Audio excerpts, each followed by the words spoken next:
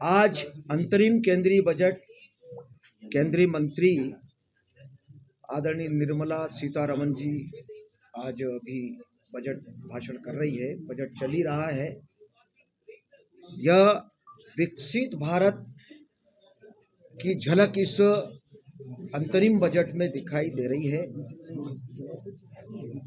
और विशेष तौर से $5 ट्रिलियन की अर्थव्यवस्था का भी इसमें जो लक्ष्य रखा है उसकी पूर्ति होते हुए इस अंतरिम बजट में दिखाई दे रही है कि वह लक्ष्य पूरा होगा।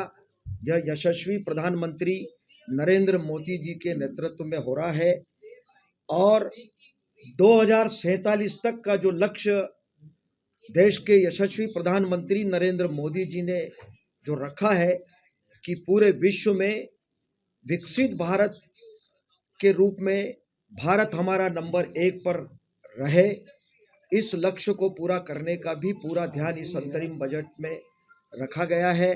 विशेष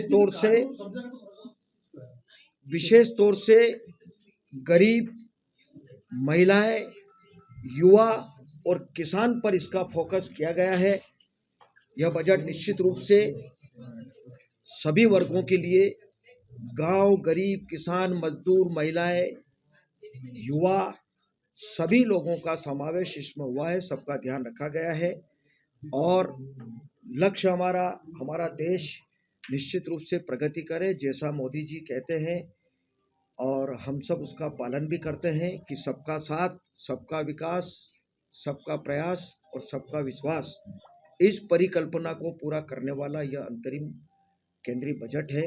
निश्चित रूप से हम बहुत ही प्रसन्न हैं इनमें सभी बातों का, चाहे वो आयुष्मान कार्ड की योजना हो, फिर चाहे वो किसान सम्मान निधि की बात हो। मुझे लगता है कि अभी बजट भाषण चल ही रहा है, कई बातें इसमें और आना भी है, लेकिन अभी जो कुछ बातें आई है सामने, समग्र रूप से सारी बातें, जो योजनाएं केंद्र सरकार की चल रही है मोदी जी के नेतृत्व में, उन सब का ध्यान इस अंतरिम केंद्रीय बजट में रखा गया है। भाई, ये सारी जितनी योजनाएं चल रही है, चाहे वो किसान सम्मान निधि हो, आयुष्मान कार्ड की बात हो, फिर चाहे वो जितनी योजनाएं चल रही है वो सब पूरे देश में चल रही है, उसमें मध्य प्रदेश भी हमारा साथ ही है। इसलिए जो कुछ बजट में आ रहा है वो मध्य प्रदेश में भी उसका लाभ मिलेगा और इन सब बातों का ध्यान रखा गया है। अब मेन बजट जब आएगा तब उसके बाद में कई चीजें सामने, सभी का, मैंने कहा कि मिडिल क्लास का भी, जो गरीब है उनका भी, किसान का भी, युवा का भी, महिलाओं का भी, सभी क्लास के लोगों का इस अंतरिम केंद्रीय बजट में ध्यान रखा गया है। बहुत खुशी की बात है नरेंद्र मोदी जी के नेतृत्व में।